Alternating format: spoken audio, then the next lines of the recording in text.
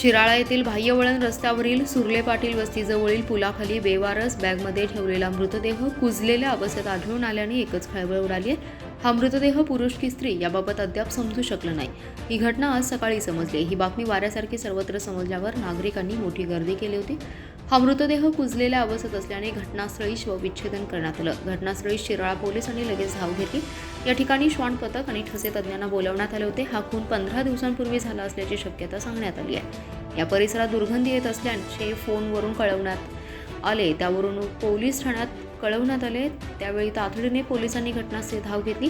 या ठिकाणी पाहणी केली असता एका बॅगेमध्ये सतरंजीमध्ये गुंडाळलेला पूर्ण कुजलेल्या अवस्थेत गळ्याभोवती आणि शरीरास नायलॉनच्या दोरीने बांधल्याचं आढळून आलं. या मृतदेहाची कवटी हाडे शिल्लक होती. याबाबत तातडीने श्वान पथक आणि ठसे तज्ज्ञांना पाचारण करण्यात आलं. तसेच मृतदेह पूर्णपणे कुजलेल्या अवस्थेत असल्याने घटनास्थळी शवविच्छेदन केलं.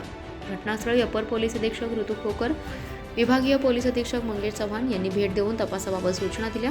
श्वान त्याच ठिकाणी घुटमळला. तसेच ठसे तज्ज्ञांना काही संशयास्पद माहिती मिळाली नाही. पोलिसांनी सर्व पोलीस ठाण्यातून बेपत्ता व्यक्तींची माहिती गोळा करण्यास सुरुवात केली आहे.